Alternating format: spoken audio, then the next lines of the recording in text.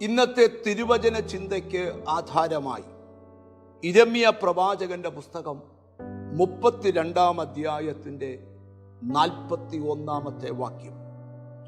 ഞാൻ അവരിൽ സന്തോഷിച്ച് അവർക്ക് ഗുണം ചെയ്യും. ഞാൻ പൂർണ്ണ ഹൃദയത്തോടും പൂർണ്ണ മനസ്സോടും കൂടെ അവരെ ഈ ദേശത്ത് നടും.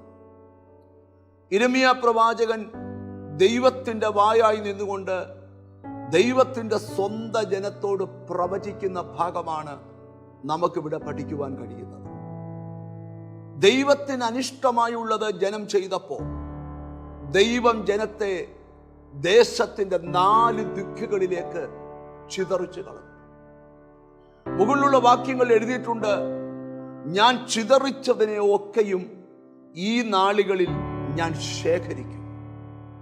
എന്നിട്ട് പ്രവാചകൻ പറയുകയാണ്, ഞാൻ ഇനിയും ദൈവത്തിൻ്റെ വായായി നിന്നുകൊണ്ട് ദൈവശബ്ദം പറയുകയാണ്, ദൈവം ഇനിയും ഈ ജനത്തിൽ സന്തോഷിച്ചിട്ട് അല്ലെങ്കിൽ ഈ ജനത്തിൽ പ്രസാദിച്ചിട്ട് ദൈവം അവർക്ക് ഗുണം ചെയ്യും. അതിന് അവർ ചെയ്യേണ്ടത് അകന്നു പോയവർ ദൈവത്തിലേക്ക് അടുത്തു വരണം. ആരോടൊക്കെയോ ദൈവം സംസാരിക്കുക, ഒരിക്കലും നീ ഗുണം വരികയില്ലെന്ന് നിന്നെക്കുറിച്ച് പറഞ്ഞ വാക്കുകളെല്ലാം ഈ ദിവസങ്ങളിൽ ക്യാൻസൽ ആകാൻ പോവാ. ദൈവം നിനക്ക് ഗുണം ചെയ്യാൻ പോവാ. ഇന്ന് മനസ്സുകൊണ്ട് പറയണം, ദൈവം നിനക്ക് ഈ ദിവസങ്ങളിൽ ഗുണം ചെയ്യും.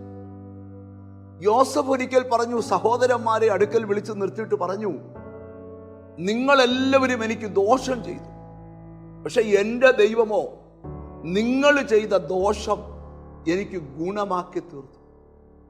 ഇനി ഈ വചനം കേൾക്കുന്ന ചിലരോട് ഞാൻ പറയാം, ഒരിക്കലും ഗുണം പിടിക്കത്തില്ലെന്ന് ചിലർ പ്രാഗിയ പിരാക്ക് തൊട്ട് ഗുണം പിടിക്കത്തില്ലെന്ന് പറഞ്ഞ വാക്ക് വരെ ക്യാൻസൽ ആക്കിയിട്ട് ഈ ദിവസങ്ങളിൽ ദൈവം നിനക്ക് ഗുണം ചെയ്യാൻ പോകും.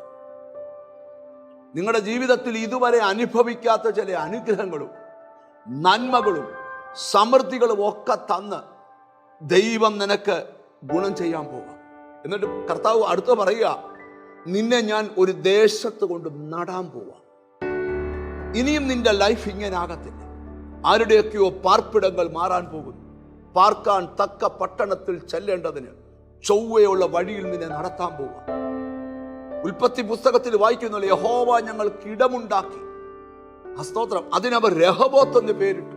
ഈ ദിവസങ്ങളിൽ നിനക്ക് ദൈവം ഇടമുണ്ടാക്കാൻ പോവാം. നിന്നിൽ സന്തോഷിച്ച് നിനക്ക് ഗുണം ചെയ്യാൻ പോവാ. ദൈവത്തിന് സ്തോത്രം, ആമേൻ. എന്നിട്ട് ദൈവം പറയുകയാണ്, ഞാൻ പൂർണ്ണ ഹൃദയത്തോടും പൂർണ്ണ മനസ്സോടും കൂടെ അവരെ ഈ ദേശത്ത് നടും. ഈ ദിവസങ്ങളിൽ ദൈവം നിന്നെ എവിടെ ഉറപ്പിക്കാൻ പോവാ, ദൈവം നിനക്ക് ഗുണം ചെയ്യാൻ പോവാ.